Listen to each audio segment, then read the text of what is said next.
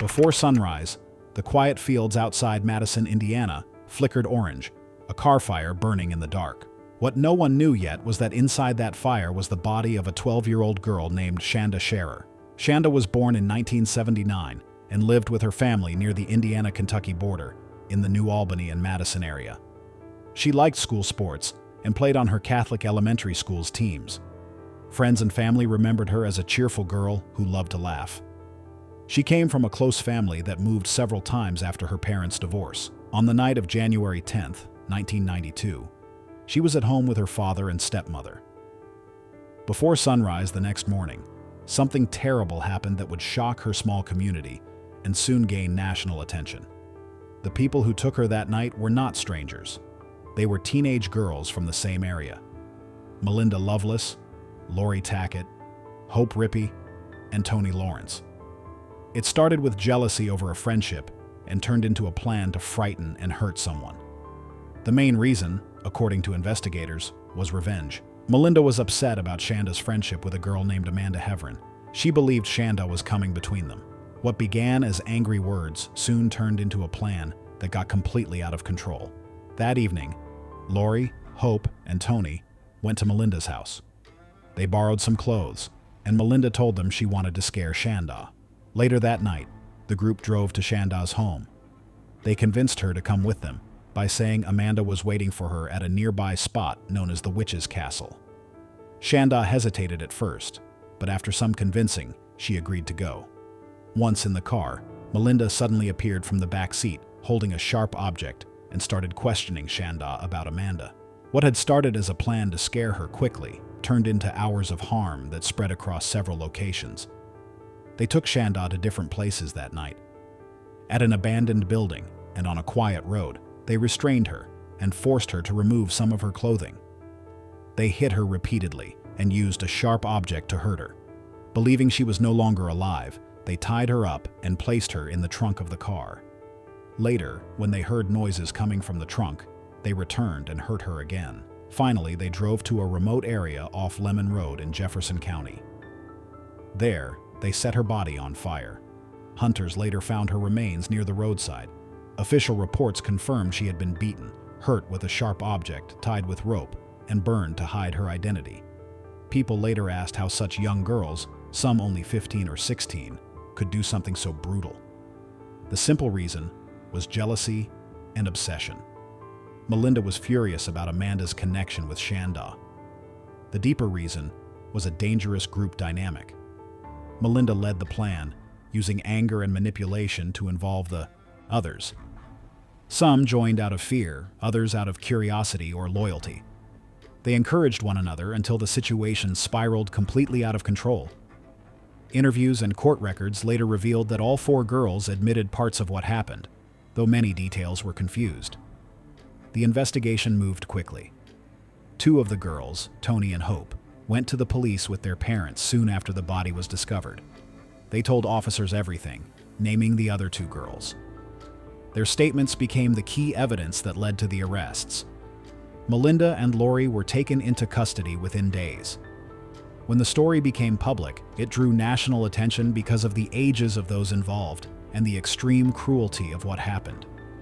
The young girl had trusted them, and that trust led to hours of terror and pain. Authorities used dental records to confirm her identity. Prosecutors decided that the older girls would be tried as adults. When the case reached court, all 4 girls entered guilty pleas to avoid the possibility of a capital sentence.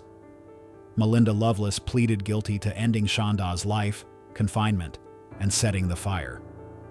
Lori Tackett, who drove the group and also took part, did the same. Hope Rippey and Toni Lawrence pleaded guilty to related charges. Lawrence received a lighter sentence because she came forward early and cooperated. During sentencing, the court heard emotional testimony from the family and the community. The defense argued that the girls were young and easily influenced. The sentences were severe. Melinda and Lori each received 60 years. Hope was given a sentence between 35 and 40 years, part of which was suspended. Toni received around 20 years. Over time, each of them was granted parole or early release after serving a large portion of their sentences. While jealousy and revenge drove one group of teens to horrific extremes in Indiana, the next pair of young girls in California would soon show that envy can turn fatal in a completely different way, and their secret would take years to surface. Michelle Yvette Missy Avila was a 17-year-old girl from Arleta in the San Fernando Valley. She liked the same things most teenagers did: hanging out with friends, meeting boys, and going to school. She was born on February 8, 1968. By high school, Missy had a natural confidence that made her stand out. According to investigators, that attention later led to jealousy among some of her closest friends. On the night of October 1st, 1985, Missy told her mother that she was going out with her friend Laura Doyle. Laura came to pick her up, and the two left together. About 4 hours later, Laura called Missy's mother and said that she had dropped Missy off with 3 boys in a blue Camaro. After that, Missy never came home. 3 days later, on October 4th, Missy was found in a remote area of Big Tujunga Canyon in the Angeles National Forest. She was face down in shallow water, and a large log had been placed on top of her. Her long hair had been cut off. The scene clearly showed that someone had tried to hide what had happened and make sure she could not be found easily. At first, it seemed like a tragic case of a missing teen who had met with an accident. Friends and family were heartbroken. But as investigators continued looking into the case, details didn't add up. The people who were last with Missy gave conflicting stories. Over time, a darker story began to form. For nearly 3 years, investigators had very little progress. Then, in the middle of 1988, a witness named Eva Chirumbolo came forward. She gave a direct account of what had really happened that night and who was responsible. Her statement completely changed the direction of the case. Investigators soon learned that jealousy and resentment were at the center of it all. Missy had once been best friends with Karen Severson and Laura Doyle. But by high school, their friendship had turned into rivalry. They believed Missy had been spending time with their boyfriends and talking behind their backs. According to prosecutors, on the night of the incident, they drove with Missy to the mountains. There, they argued with her, blamed her for hurting their friendships, and things got out of control. They forced her into the creek and held her there. To make sure she couldn't surface, they placed a heavy log on top. The motive was said to be a mix of jealousy, anger, and betrayal over relationships and reputation. In July 1988, after Eva's statement, police arrested Karen Severson and Laura Doyle. During the trial, the prosecution described it as a deliberate act driven by resentment. The defense, however, argued that it wasn't planned ahead of time. Because of that argument, the jury decided it wasn't a first-degree offense. Instead, they convicted both women of a second-degree charge in March 1990. Each was sentenced to 15 years to life in prison. Jurors later said they didn't believe the act was fully pre-planned, which is why they chose the lesser charge. In the years that followed, both women stayed in the public eye. Karen Severson often visited Missy's grave and later spoke about the case in interviews. Some of her comments upset Missy's family, especially when she admitted years later that she had pushed her. Laura Doyle's earlier statements about threats and the events of that night also continued to draw attention. Both women served around 2 decades in prison. Karen Severson was released in December 2011 after a little over 21 years. Laura Doyle was released in December 2012 after about 22 years. But in Florida, a group of friends would take revenge to an entirely new level, where betrayal, fear, and anger combined into a single, brutal night. Bobby Kent was a young man from Broward County, Florida. He was born on May 12, 1973, and was the only child of Fred and Farah Kent. His parents had moved to the United States from Iran and built a comfortable life in South Florida. Bobby was strong, confident, and well-liked. He worked out often, drove a nice car, and had many friends. But behind that image was a darker side.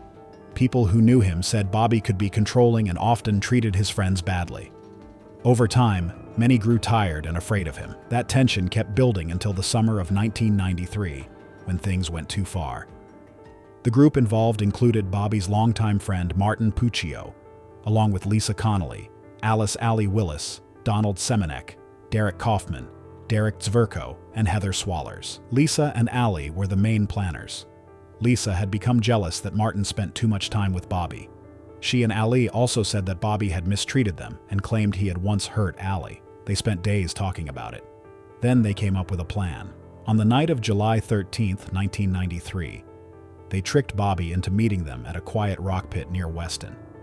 They told him they were going there to hang out and race cars. When Bobby arrived, the situation escalated. Donald hurt Bobby first, hitting him from behind. Bobby begged for it to stop, saying, "I'm sorry, Marty, I'm sorry." But Martin then joined in, using a sharp tool. Derek Kaufman later hit Bobby with a baseball bat, ending the attack. The group then moved Bobby's body to a nearby marsh, hoping it would not be found. The reason behind this act was a mix of anger, fear, and revenge. Some said they wanted to stop Bobby from controlling them. Lisa also told others that Bobby had threatened Ali and her unborn baby. These claims became part of their defense later in court. When police arrested them, the story shocked the community. Prosecutors explained how each person took part and showed the evidence. In 1995, the court reached its decisions. Martin Puccio was found guilty of planning and taking part in the act. He was first given the most serious sentence, but in 1997, it was reduced to life in prison after review by the Florida Supreme Court. Donald Semenek was found guilty of second-degree charges and also received a life sentence. Derek Kaufman was found guilty of first-degree charges and got life plus additional time. The others, Lisa, Ali, Derek Zverko, and Heather, took plea deals or had their sentences reduced later. Some served only a few years before being released. During the trials, more details came out about how a group of friends could end up doing something so extreme. Some of them later spoke about what happened in interviews. Lisa served less than 10 years and was released in the early 2000s. Ali also served several years before her release. Many people were upset by how short some of the sentences were, but the court said certain punishments had been too harsh.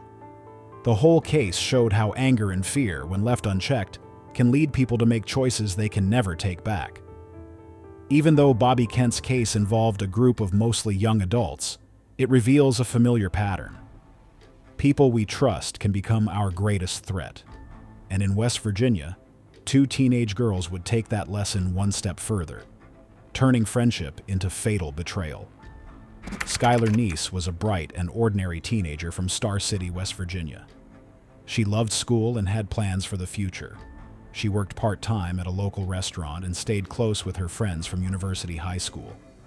By all accounts, she was a typical 16-year-old who looked forward to what life had to offer. On the night of July 5, 2012, Skylar quietly slipped out of her bedroom window. She climbed into a car with 2 friends she had known for years. She trusted them completely. But that night, she never came back home. Her disappearance started a long and painful search that lasted for months. Her family and the entire community were desperate to find her. What began as a missing person case slowly turned into something far darker.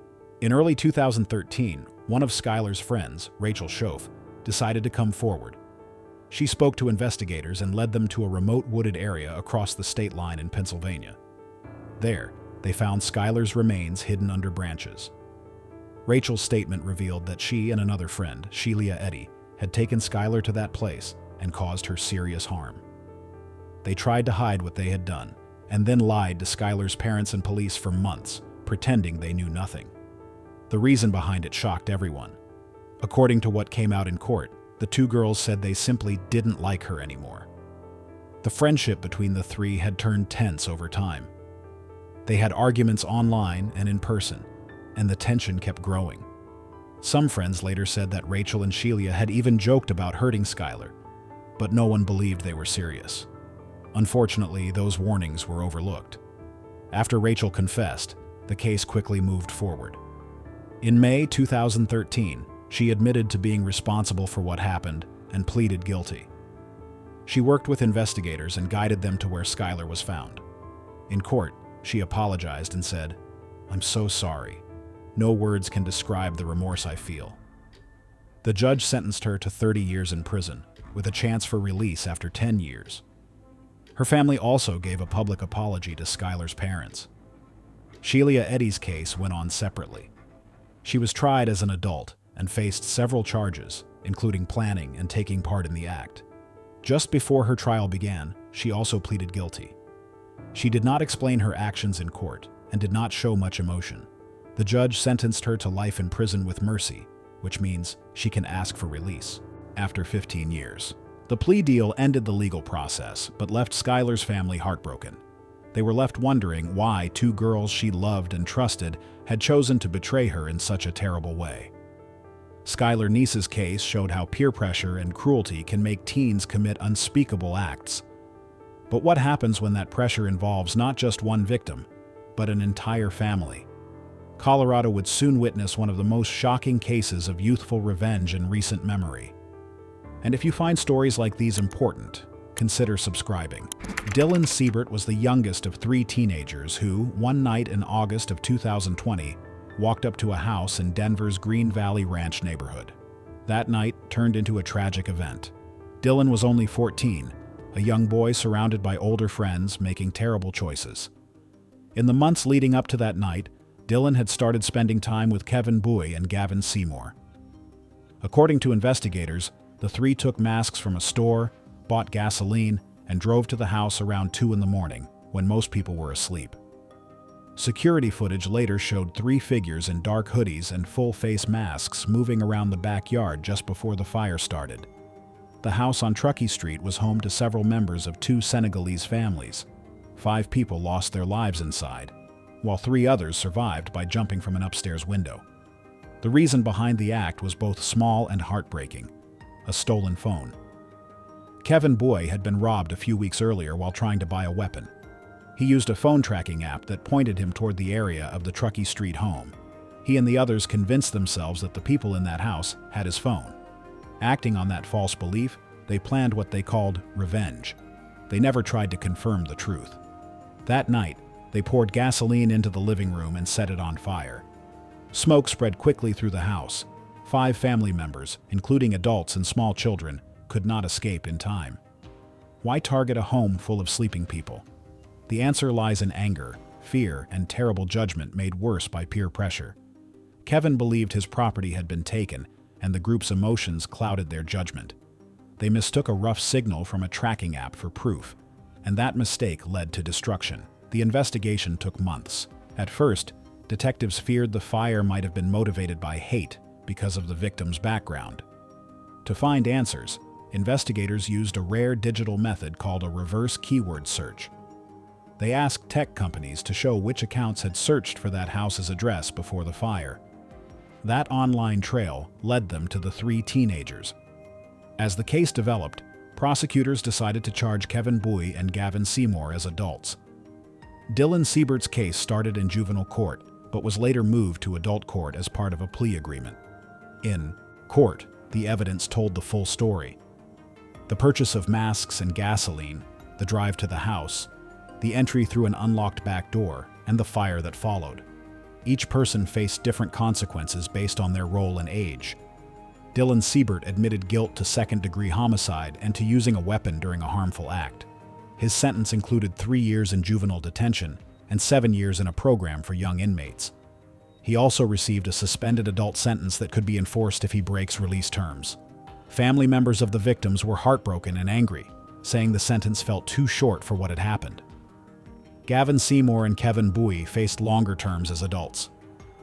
Seymour admitted guilt to second-degree homicide and was sentenced to 40 years in prison. Bowie also accepted a plea deal and received 60 years. Prosecutors and judges described the case as senseless and deeply painful. Police officers called it one of the worst incidents they had ever seen. The sentences reflected how the court viewed each person's role: who planned it, who led it, and who took part in setting the fire. In Denver, a stolen phone led 3 teens down a path that shattered lives. But in Texas, something far more personal drove a young girl to plot against her own family. Erin Caffey was born on January 12, 1992, and grew up in Alba, Texas. Her family was deeply religious. Her father, Terry, worked as a youth pastor. Her mother, Penny, played piano at their church. Erin and her younger brothers, Matthew, who was 13, and Tyler, who was 8, were homeschooled and active in church activities. Life for Erin seemed normal until 2007, when she met an 18-year-old named Charlie Wilkinson while working at a Sonic drive-in. Charlie soon gave her his grandmother's engagement ring as a promise ring, and their relationship quickly became serious. By early 2008, Erin's parents became increasingly worried about her behavior. Her grades were dropping, she broke phone curfews, and her parents found inappropriate posts on Charlie's social media page. They decided to forbid her from seeing him. But instead of accepting their decision, Erin became desperate. She didn't just plan to run away. She got involved in a plan that would destroy her entire family. In February 2008, Erin reportedly told her friends that the only way she and Charlie could be together was if her parents were no longer around. In the early morning of March 1st, 2008, Charlie, who was 19, and his friend Charles Wade, who was 20, went into the cafe home. Erin and another friend, Bobby Johnson, who was 18, waited in a car outside. Charlie had a small handgun and fired into the bedroom where Penny and Terry were sleeping. Penny was badly hurt, and when the gun stopped working, Charles used a sword he brought with him. Terry, who was also hit several times, saw what happened to his wife. Despite his serious injuries, he managed to crawl out of the house to get help. Upstairs, Matthew and Tyler were found hiding. Both were hurt badly, one with the sword and one with the gun. The intruders then searched the house for money because Charlie had promised Charles $2,000. Before leaving, they set the house on fire. Terry managed to escape through the flames and crawled for hours to reach a neighbor's home for help. When police began investigating, they soon learned that Erin had played a much larger role than she first claimed. She told officers that she had been forced into the situation, but her story quickly fell apart. Both Charlie and Charles told investigators that Erin had helped plan everything. They said she knew what was going to happen and even warned that her brothers would need to be harmed, so there would be no witnesses. One of the statements linked to her during planning was, "I don't care, just do what you have to do." Erin was 16 at the time. She was charged as an adult in Hopkins County, Texas, with 3 counts related to the cases of her mother and 2 brothers, and 1 count for the attempted harm of her father. Her case never went to a full trial. On January 2nd, 2009, she accepted a plea deal and received 2 life sentences. She will be eligible for parole when she turns 59. Charlie and Charles both received life sentences without parole, while Bobby Johnson received 40 years and will be eligible for parole after 20 years. Up next is one call, one confession, and a motive no one could fully comprehend. Paris Lee Bennett was a young boy who seemed like any other child until one night changed everything. He was the oldest child in a family that had already faced struggles with addiction and loss.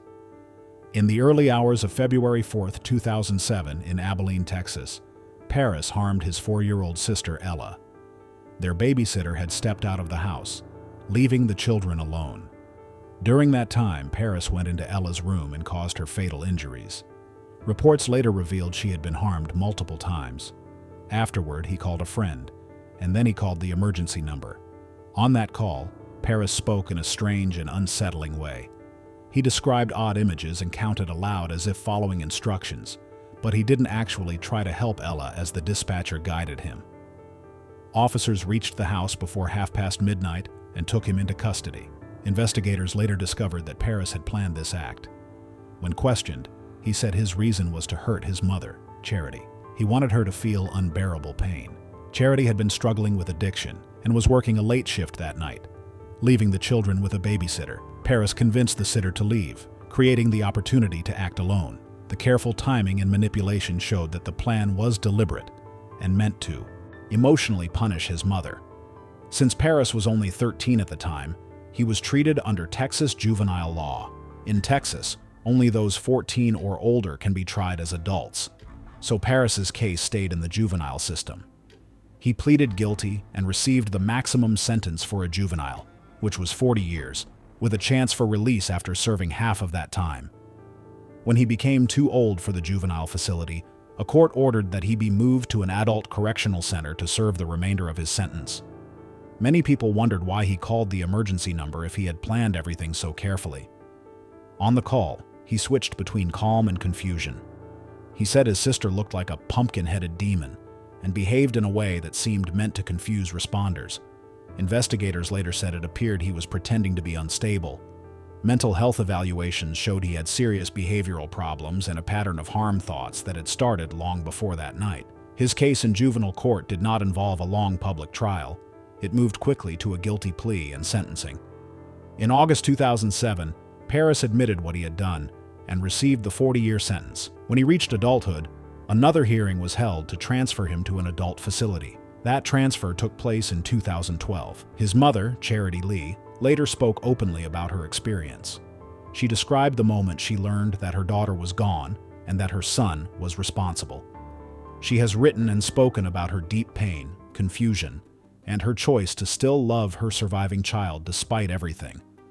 Her interviews, letters, and public talks revealed new details about that night, the phone calls, and the way she tried to understand her son's mind. Charity shared that Paris once told her he had originally planned to harm her, but instead decided to make her live with the loss.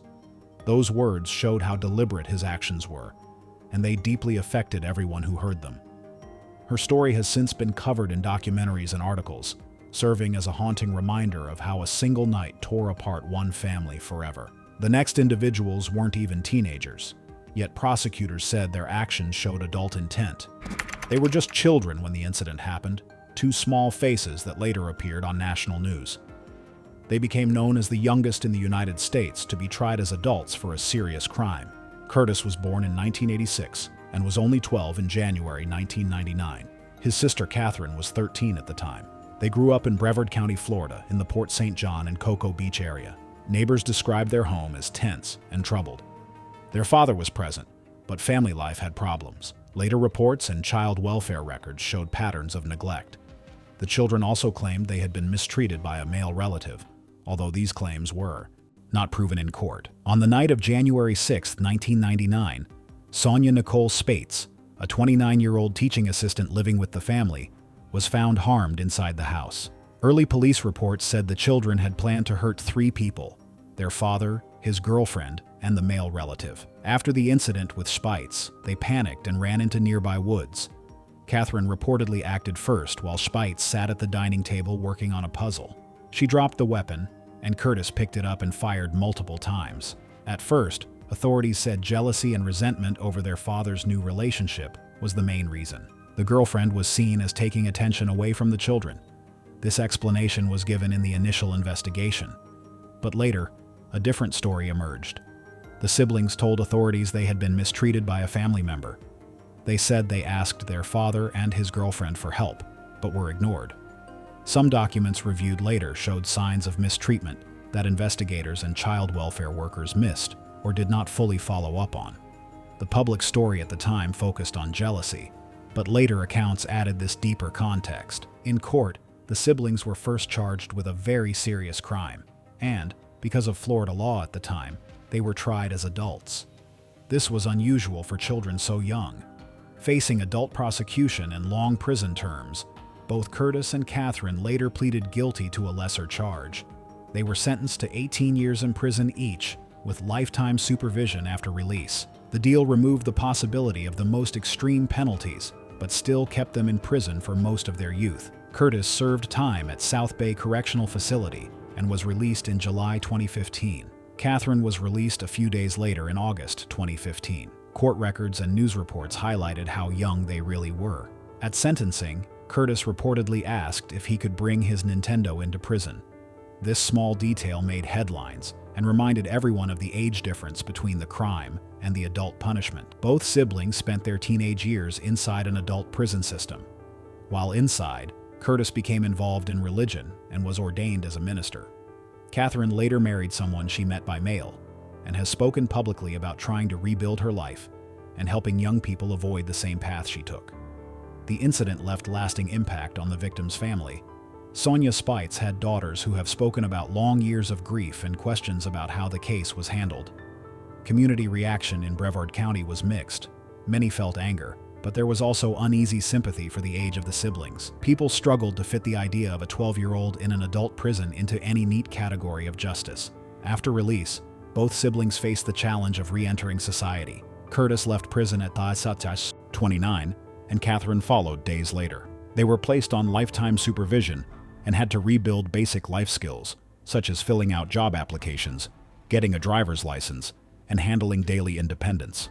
Catherine later spoke to local news about mentoring young people and pushing for changes in juvenile justice. She said she wanted to help others avoid what happened to her. This case continues to be part of discussions about whether children that young should be tried in adult court for serious actions. It also raises questions about how trauma and past mistreatment are considered in understanding motive and responsibility. The next victims thought she was spending time with friends, but they had already chosen her as the target. They called themselves a group of friends, a loose circle that spent the summer together. But the way they moved around Marianne Measles felt more like a pack closing in. Marianne Janine Measles was 13. She was a 7th grader who started spending time with an older crowd the summer before her disappearance. In October 1997, she waited in a supermarket parking lot while her mother ran a quick errand. According to statements, she was forced into a car and taken to a secluded spot where the adults and older teens had gathered. That night turned into a nightmare. Marianne was hurt, restrained, and subjected to trauma. She was eventually drowned in a nearby river. Months later, her body was found wrapped in a blanket and chains near Lake Lilanana. The basic facts are hard to read, but the full story that investigators pieced together shows how jealousy and the fear of being exposed grew into a plan to stop her from speaking out. Tension had been building for weeks. Marianne had been involved with some of the older males in the group. When she told her mother about encounters that were illegal, they decided to report at least one of the men to the police. That decision, the intention to report the situation, is what prosecutors say sparked the chain of events. Female members of the group who were dating those men felt betrayed and angry. The men worried about legal trouble and their reputations. Prosecutors argued that the group picked Marianne up that day to intimidate her and reduce the risk of her going to the authorities. They planned a punishment to stop her from reporting what had happened. The group's pasts mattered. Most had difficult histories, including substance use, petty offenses, and unstable work. Some had just left high school. One was still a juvenile who later admitted to going on substance binges. That background explains how a circle that started with small mischief grew into something far more serious. On the night Marianne disappeared, witnesses described how some of the group fanned out. One drove her away, others stood by, and the situation escalated beyond what some had intended. They tried to cover their actions. They moved Marianne's body and tried to hide evidence. But one participant eventually led detectives to key evidence after a reward was offered. Years of investigation, tips, and interviews led to charges against 8 people. Trials took place over several years. Some pleaded guilty in exchange for deals that carried long sentences. Others went to trial. A.J. Walter accepted a plea deal in 2004 and was sentenced to 60 years.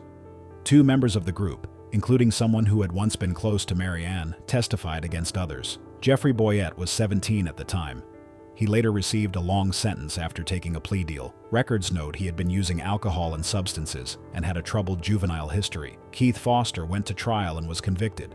He received one of the longest sentences, 110 years, after jurors found his role proven beyond doubt. Sentences for others ranged from the high teens to several decades, reflecting both the harm caused and the conspiracy behind it. Some participants cooperated or accepted deals in exchange for shorter sentences. June Segar gave detectives the first tangible piece of evidence in 2002 after a reward was posted. That tip was crucial in moving the case forward. Over time, investigators pieced together who did what. The state relied on witness statements, physical evidence, and the fact that Marianne had recently told her mother about the illegal encounters and planned to report them. This gave the group a motive to silence her. Parole requests and early release petitions have been denied in some cases. One woman who was released early after serving part of her sentence caused public outrage among Marianne's family and the community. The records show long sentences, occasional appeals, and a community that never stopped asking why a 13-year-old was drawn into a group that would treat her with such harm.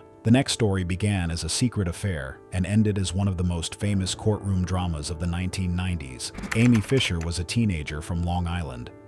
In 1992, her name suddenly appeared in newspapers and talk shows across the country. She was born in August 1974 in Merrick, New York. She grew up in a working-class family and went to the local high school. By the time she was a junior, she met Joey Buttafuoco. He was in his late 30s and ran an auto body shop in her town. This connection would later define her life and the shocking events that followed. The relationship between Amy and Joey began while she was still underage. This set the stage for a very public and dangerous incident. On May 19, 1992, Amy went up the front steps of the Buttafuoco's home in Massapequa. She carried a small handgun in her bag. The plan, according to later reports, was to confront Mary Jo Buttafuoco, Joey's wife, and make her aware of the affair. Instead, the encounter ended with a single shot that hit Mary Jo in the face. It narrowly missed her brain and lodged in the bone near her skull. The scene that followed was chaotic. Neighbors called for help. Paramedics arrived. The community was stunned that a teenager had brought a gun to a suburban home and fired at another woman. Mary Jo survived after multiple surgeries and a long recovery. The physical and emotional scars lasted for years. Why would a 17-year-old do this? The motive was jealousy and revenge. Amy claimed Joey had promised to leave his wife for her. She felt betrayed when things didn't happen as she expected. The media simplified the case into a sensational story about a teenage girl and an older man.